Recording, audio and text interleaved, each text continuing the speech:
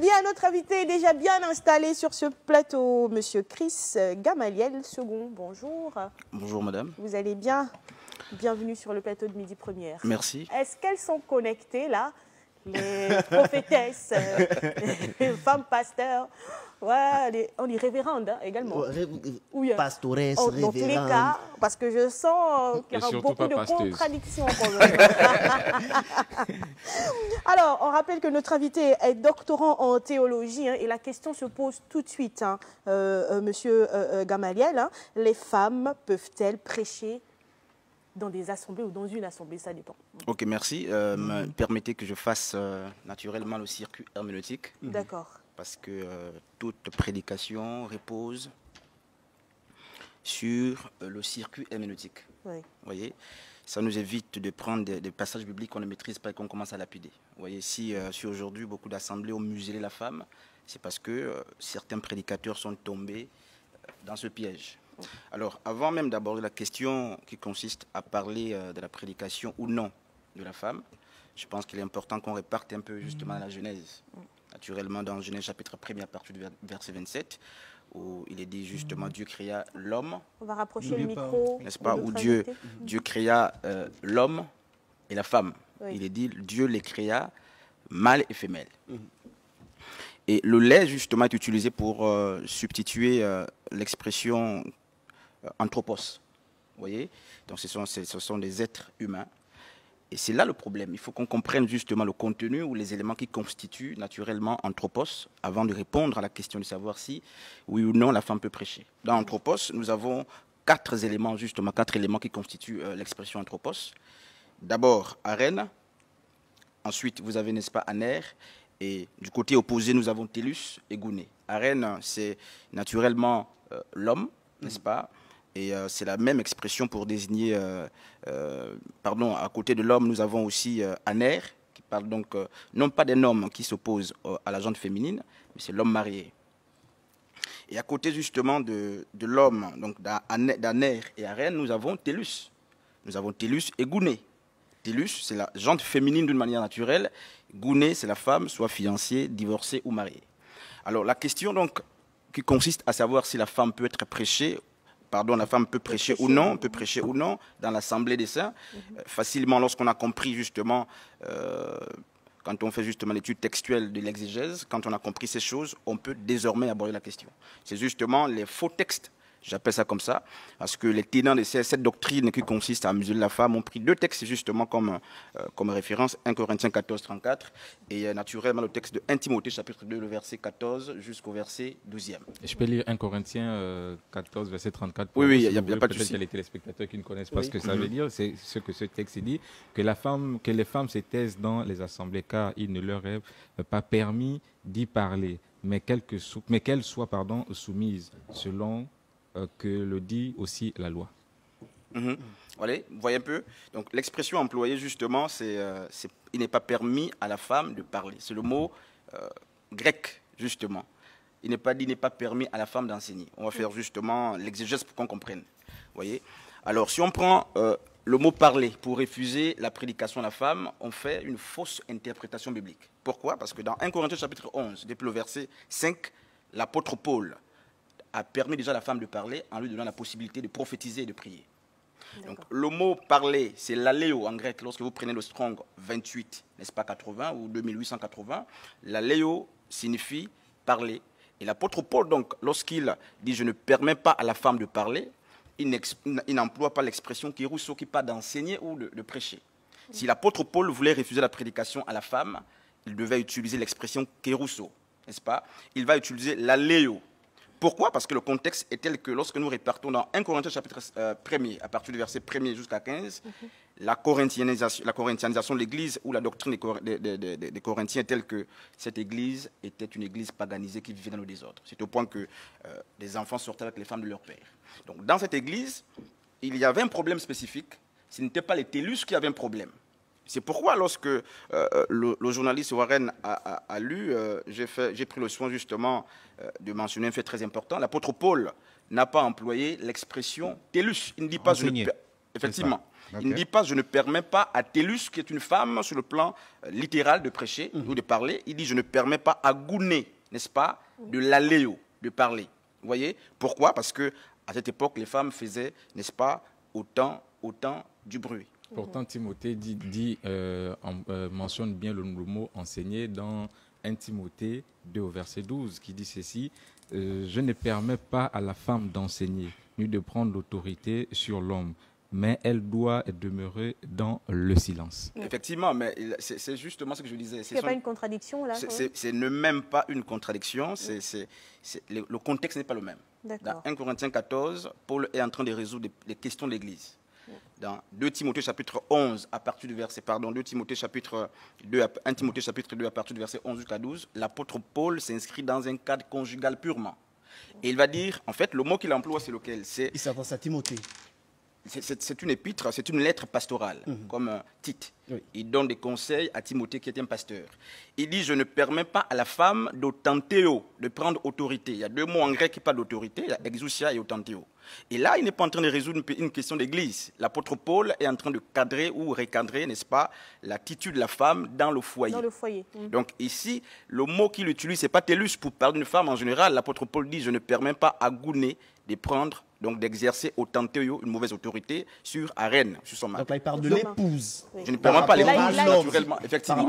Par rapport à son mari. Il ne s'agit pas d'une assemblée, là, il s'agit de la cellule familiale. Il s'agit justement du foyer, donc de la cellule familiale. Oui. Donc, si on vous a compris, on va récapituler rapidement. La femme ne peut pas devenir le chef de famille dans la cellule familiale, ne peut pas prendre autorité, mais elle peut prêcher dans une assemblée, parce que les contextes sont différents. Mais les contextes sont très différents, donc ces deux textes ne disent pas la même chose. Ok, donc les deux textes-là ne peuvent pas être pris pour dire elles ne peuvent pas parler. Ces deux textes ne peuvent pas être pris pour museler la femme, malheureusement. Et il faut préciser un fait. Oui, on reste vraiment. Moi, je pense que on n'est pas précis ni concis dans ce qui est en train de se dire. Ok, elle n'a pas parole dans la cellule familiale, mais est-ce qu'elle peut prendre autorité dans une assemblée? Je ne crois pas avoir dit que la femme n'a pas la parole dans la cellule familiale. Ce n'est pas ce que je suis en train de dire. Bon. Elle ne doit pas prendre autorité sur l'homme. Non, elle peut prendre autorité vis-à-vis de son homme. Le problème, c'est l'expression autorité. D'accord. Parce que chaque fois qu'une femme parle, chaque fois que quelqu'un parle, il prend autorité. Oui. Il porte en fait en miniature un habit sacerdotal. Donc lorsque la femme instruit, elle prend autorité. Oui. Vous voyez, dans la cellule familiale, l'apôtre Paul, dans Éphésiens chapitre 6, présente, n'est-ce pas, l'homme comme étant le chef de la maison. Comme Christ est le chef de l'Église et Dieu le chef de Christ. Donc il dit que la femme écoute l'instruction de son mari en silence. Ça ne veut pas dire qu'elle ne peut pas décider.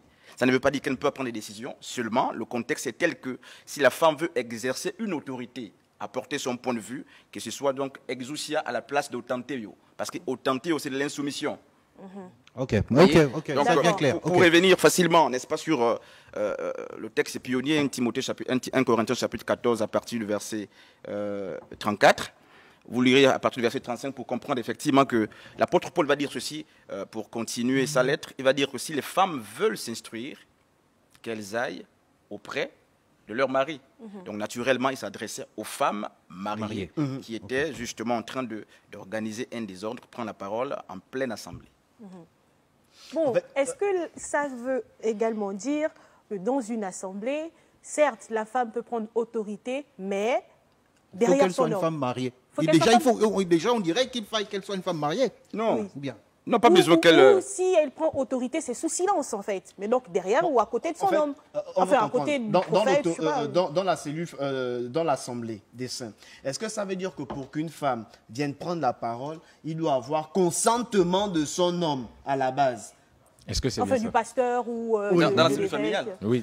Non, dans une assemblée. Dans la cellule familiale, d'abord consentement, et après elle part de là pour venir maintenant prêcher dans l'assemblée. Non, quand vous lisez Galates chapitre 3 à partir du verset 28, la Bible dit « En Christ, il n'y a ni grec, ni juif, ni femme, ni homme ».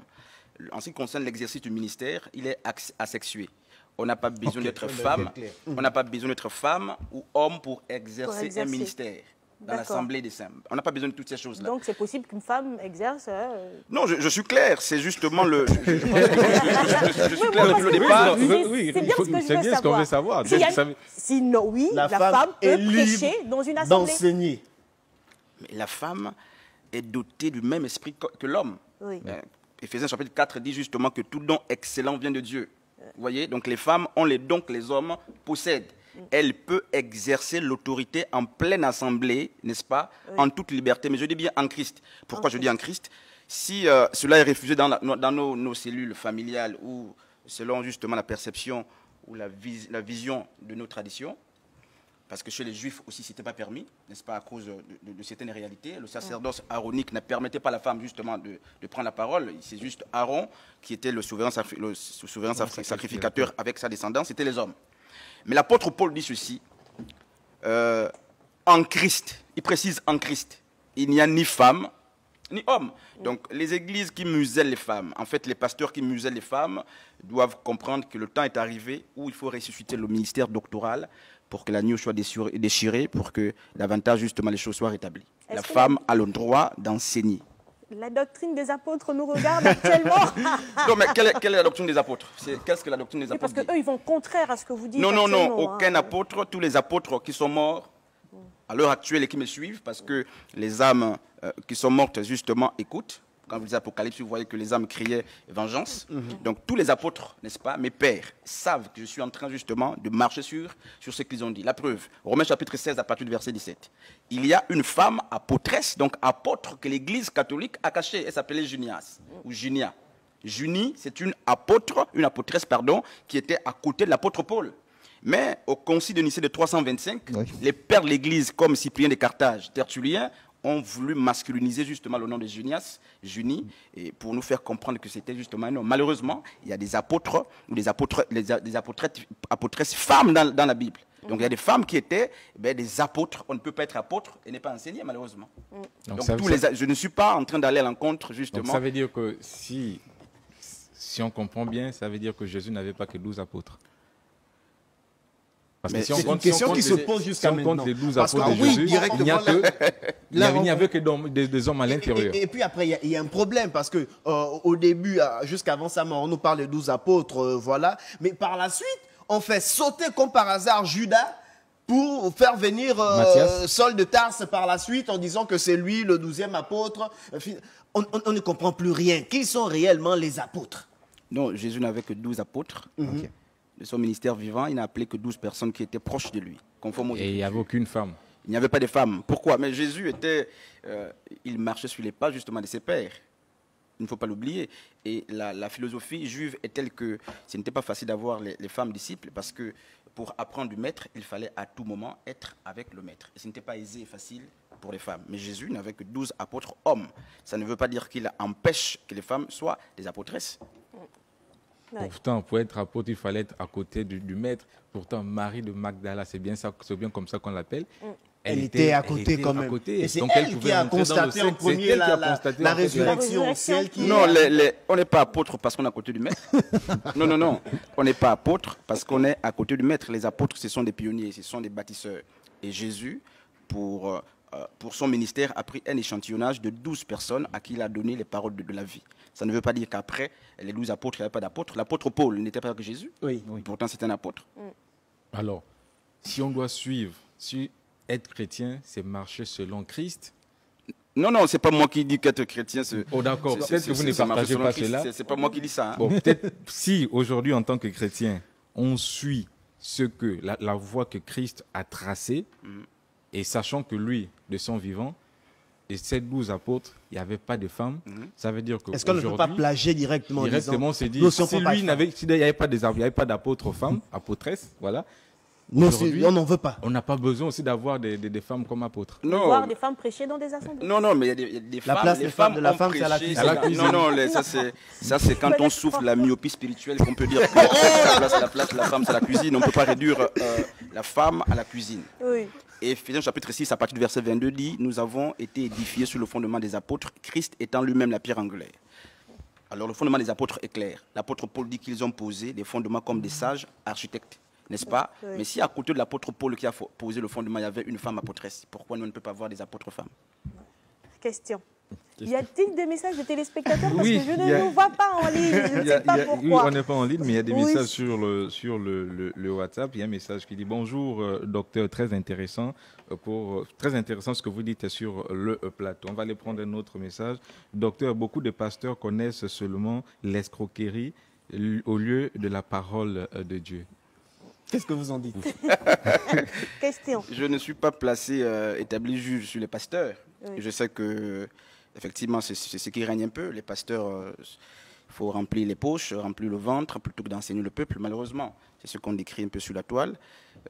Mais la dérive d'un pasteur ne fait pas de lui un faux pasteur, malheureusement. Donc, je ne suis pas ici pour faire un procès sur les faux ou les vrais pasteurs. Je suis ici pour défendre la doctrine, simplement. Il y a un téléspectateur qui dit bonjour, on ne vous retrouve pas sur le direct Facebook. Oui, Comment oui, faire? oui.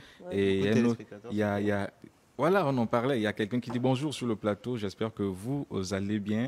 Quand allez-vous aborder la question de rapport sexuel avant le mariage? Ah ouais. Ah oui. Je sais pas si on peut C'est ton- rapidement faire une petite déviation. Oui, si vous me permettez. Hein. Vous Oui. sentez-vous tout permis? Il y a, je vais le dire, je pense que le monde entier nous suit. Et j'ai le cachet, justement, d'un théologien et puis d'un homme de Dieu.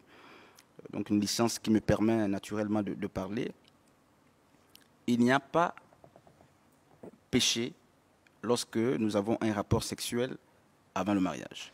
Je le dis. Ah sans- oui? Non, c'est pas ça, c'est pas ce qu'ils sont très- Je vais couper la partie là. Monsieur Gamaliel. Je vais couper la Non, partie non, là. non. Vous faites ça, vous ne pas en ligne. Je pense qu'on ne doit pas le prendre pour Pour voilà, acquis, pour acquis hein. et pour s'amuser. Non, mais après, on nous a longtemps Non, dit ça, que c'est c'était dit, un réel C'est péché. l'enfer, c'est fini, notre cas est réglé. Tout à Même quand fait. tu vas en mariage, on ne doit même plus célébrer ton mariage. Parce que tu t'es déjà uni à un homme, c'est l'homme de ta Voilà. vie jusqu'à... Si vous Lionel. vous Nos mariez, esprits sont Lionel, unis. je suis concentré sur les explications. c'est que le mariage n'est plus pur. C'est en un fait. risque de le lire comme ça. Pourquoi? Parce que 80% des pasteurs ou d'églises ne vont pas accepter ce que je suis en train de dire. Tout à fait. Mais 1 Jean chapitre 3, à partir du verset 4, dit « Le péché est la transgression de la loi ». Il n'y a pas péché si aucune loi n'a été violée, malheureusement. Et il n'y a aucune écriture. Je pense que les gens nous suivent. Il n'y a aucune écriture qui dit un rapport sexuel avant le mariage est un péché. Malheureusement, le problème, c'est qu'on prend le cas des Juifs. Les Juifs gardaient leurs filles vierges. Pourquoi? Parce que la dot de la Vierge Était plus élevé. important. c'est tout, les Bien choses sûr. sont simples. Oui. Ce n'est pas que lorsqu'on allait avant, on déshonorait, c'est vrai, sa famille, mais déshonorer une famille, ce n'est pas forcément déshonorer la personne de Dieu. Donc cela peut sous-entendre qu'il y a une mauvaise interprétation des Écritures. C'est pourquoi lorsque les hommes de Dieu mettent sous discipline certaines personnes qui sont en couple sans être mariées, je dis c'est la méconnaissance théologique des Écritures. Pourquoi? Le mariage, 1 Corinthiens chapitre 7, l'apôtre Paul dit c'est le père qui décide de la méthodologie d'acquisition de sa fille ou de donner sa fille en mariage. Quand le père dit je suis d'accord pour votre union, il n'y a pas péché dedans. Dieu est d'accord. Même si aujourd'hui on nous invente la bénédiction nuptiale, catholique a inventé ça, c'est l'accord de papa et maman qui, n'est-ce pas, viennent légitimer une relation amoureuse. C'est l'accord. Peu importe ce qui va avec, rapport sexuel ou pas, quand papa et maman sont d'accord, C'est bon. Dieu est d'accord. Donc ça veut dire qu'en réalité, tout le cérémonial religieux qu'il y a autour, vous faites d'abord les entretiens avec l'homme de Dieu, vous êtes suivi par 2 anciens qui vont vous conseiller, ensuite on célèbre votre Restez mariage, pieux vous venez à la jusqu'au mariage. bénédiction nuptiale, et après la bénédiction nuptiale seulement, vous Là, avez vous le pouvez passer à droit l'acte. d'aller devenir marié. Passer à l'acte. Je vais aller plus loin. Vous faites tout ça alors que papa et maman ne sont pas d'accord. C'est le pasteur qui a donné son aval. Non, mais Ça n'a aucune valeur, en fait. le pasteur n'est pas établi pour gérer les affaires du mariage, ça n'existe pas. Aucun pasteur de la Ou Bible pour n'a créer des Bible. couples dans Mais les qu'est-ce qu'on voit dans les assemblées. assemblées aujourd'hui, un pasteur qui dit bon, j'aime bien mon fils Précieux, déjà qui paye très bien ses dîmes, Et il irait bien la avec sœur Vanessa. les deux là s'ils sont ensemble. Allez, l'esprit m'a dit vous êtes, c'est bon, mariez-vous. Papa Non, dit non, j'ai dit c'est papa là, c'est le diable qui l'utilise, mariez-vous. C'est une démission. On assiste à des scènes comme ça. Effectivement, c'est une démission pastorale. Aucun pasteur n'a reçu, n'est-ce pas, le vêtement sacerdotal qui le permette justement d'agir sur les enfants des gens. Le mariage est une affaire de famille. C'est papa et maman qui décident, n'est-ce pas, de la procédure du mariage. Ce n'est pas le pasteur. Je vous dis, il n'y a aucun pasteur dans la Bible, aucun homme de Dieu qui a pris le soin de bénir les mariages. Et aucun pasteur ne bénit les mariages. Le mariage est lui-même, il est par essence lui-même déjà béni. Et la seule bénédiction qu'on doit chercher, c'est celle qui vient de papa et maman. Pas du pasteur, le pasteur n'a rien à dire. Que dire de ces Quand hommes non, le pasteur qui s'assoit à la place des papas. Non, ça c'est Oui, des hein, incongrus. c'est là où j'allais en venir. Que dire de ces couples-là Ce sont des déviations, simplement. Prendre des bénédictions chez leur pasteur. C'est le pasteur. Il devient le conseiller nuptial, il devient le conseiller matrimonial, il devient le conseiller en gestion du couple, il devient tout. Oui, dès que ça ne va pas, il devient psychologue. Hein. Il devient le psychologue. Alors que des fois, même lui-même, quand on regarde, on dit, Voilà. Donc, non, mais c'est la démission. J'ai une question. Est-ce que le mariage de l'église est obligatoire? Est-ce qu'il est impératif? Et le mariage À l'église.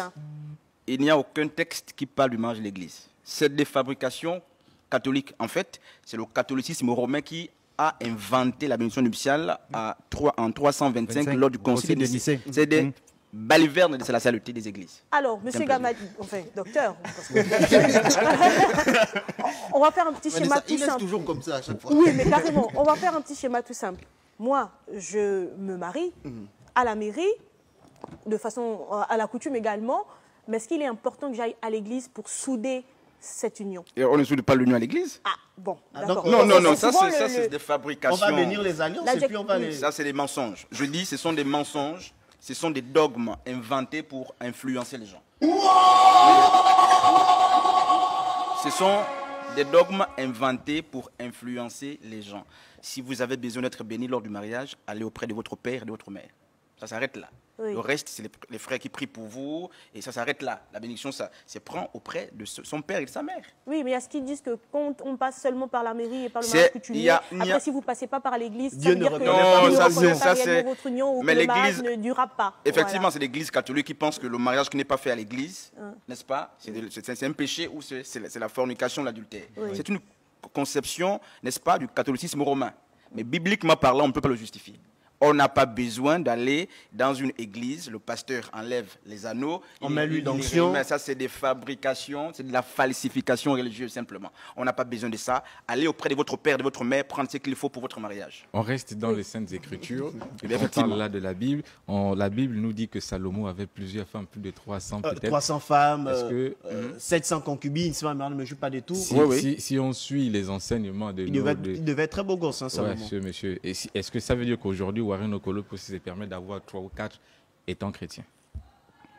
Ah, il a des ambitions, Okolo, hein, il a des ambitions. Ça s'annonce Non, les choses sont très Non, simples. allez, on nous regarde à la maison, allez. Oui, on nous regarde à la maison. Effectivement, quand vous vérifiez l'histoire des Écritures, presque tous les patriarches avaient au moins 2 femmes. polygame, oui. Vous voyez?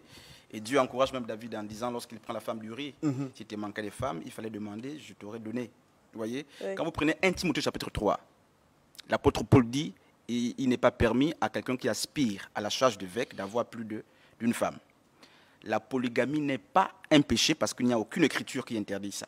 Par contre, pour exercer le sacerdoce, Oui. pour être justement, pour ceux qui aspirent à la charge d'évêque, mais la doctrine apostolique qui dit il faut une seule femme. Donc Oui. si quelqu'un n'est pas évêque, il peut avoir plus d'une femme. Je suis pas Si évêque. je vous comprends bien, Ah oui, docteur. donc ça veut dire Vanessa, que- s'il Je vous suis plaît, pas pardon. évêque. Oui. Permettez-moi. C'est sûr que vous avez bien suivi. Moi, j'ai aucune ambition d'être évêque. Pas du tout. J'ai pas, moi, en avoir autant que je peux alors. Non, mais Abraham a eu Ketura, Salomon a eu 1000, 700 femmes, 300 concubines, Gédéon, tous nos aînés et nos modèles de la foi avaient plus d'une femme. Il n'y a pas de péché à ce niveau. C'est une affaire culturelle, une affaire de moyens simplement. Et on nous regarde à la maison. Sauf quand vous devenez évêque. Non, mais Enfin, je dis simplement que la doctrine apostolique dit celui qui aspire, 1 Timothée chapitre 3, à partir du verset 1er, celui qui aspire à la charge d'évêque ne peut pas être polygame. Mais si vous n'êtes pas aspirant à cette charge, vous n'êtes pas évêque. Bon, Je maintenant, savais que si, j'avais l'onction depuis. Je savais. L'onction si d'évêque. malgré Non. cela, je sais pas, vous brouillez les écritures. Non, mais Imaginons. c'est incroyable en fait. Bon, Pardon, restons dans ce domaine. Oui. Si on est marié à une femme, là vraiment, je vais mettre les pieds dans le plat. On est marié à une femme, mais que on est intéressé par une autre femme dehors. et qu'on en est évêque. On va, même Non, si on n'est pas mais évêque, on n'est soyons pas d'abord des évêque. personnes- On n'est pas d'abord évêque, on est nous des personnes de tous les jours. D'accord. Et qu'on va avec cette femme qui elle non plus n'est pas mariée, c'est un péché. C'est une question personnelle, on dirait. Non, pas du tout. Les téléspectateurs ont certainement ce problème. Non, vous êtes dans l'adultère. Oh oui. D'accord. Vous commettez l'adultère. Il serait mieux d'aller officiellement prendre cette femme comme une deuxième femme. Tout simplement. Parce que si vous allez sans le principe du mariage, vous tombez dans l'adultère simplement. Et l'adultère est un péché. Quand vous lisez Exode chapitre 20, l'adultère fait partie justement des 10 commandements. Mais là, si on n'est pas marié, c'est bon. Il n'y a pas. Il Il faut dire les choses telles qu'elles sont. Le problème des églises, c'est que les pasteurs entretiennent les âmes sur la base des faussetés. Et lorsque le peuple découvre la vérité plus tard, ça engendre tout le désordre. Il n'y a pas péché parce qu'on a eu rapport sexuel avant le mariage. Ça n'existe pas. Ayons des rapports sexuels organisés, n'est-ce pas? Oui. Et quand on dit organisé, ça veut dire que les parents doivent être honorés simplement, mais dire aux gens que le rapport sexuel est conditionné par la bague, c'est pas le message biblique. J'espère que tu suis Mais l'émission. l'évêque là qui a sa femme, et s'il a une copine dehors, comment on juge tout ça? Non, l'évêque qui a la femme, s'il a une copine, il a un adultère, simplement. Tout simplement. Tout simplement. D'accord. Donc, les évêques. Il est l'heure, les gars. Ah oui, déjà? Oui. Ah, monsieur Gamaliel, vraiment, c'est On tellement va intéressant. quand même prendre ce message, plein de messages, Oui. mais on va quand même lire celui-ci rapidement parce qu'il n'y aura pas de réponse. Bonjour Midi, première félicitation au monsieur pour sa pertinence de prise de parole. Je salue également la belle dame qui est jolie devant l'écran. Je vous invite comme MC à mon mariage. Qui? C'est un téléspectateur. D'accord. Il faut parler avec Merci. son manager. Voilà. Bien, on n'a pas fait le tour, certes, mais Peut-être un numéro être avec vous, c'est peut-être un numéro de c'est téléphone quand même de la page difficile. Facebook. Il nous C'est fait quand même toujours cet difficile. effet. Un numéro de téléphone rapidement avant de nous dire au revoir. 077 Oui. 95 92 59. On va réitérer. C'est le 077 95 92 59. Très Peut-être bien. aussi de la page Facebook. Vous avez une assemblée? Bien sûr, je suis leader des assemblées Yeshua Ministry, Retour à l'évangile véritable. D'accord. Votre page Facebook? Docteur Chris Gamaliel Segon. Tout simplement. Merci beaucoup, Dr Chris Gamaliel Second, d'avoir accepté notre invitation. Mais je sens que la semaine prochaine, vraiment, anyway. Bien, j'espère que vous avez liké, amis du midi. Mais ne bougez pas, on regarde ensemble la principale édition d'information de la mi-journée, 13h. Et on se retrouve en seconde partie, 13h45, avec d'autres invités. Et surtout pour le groove Time. Très bien, à tout à l'heure.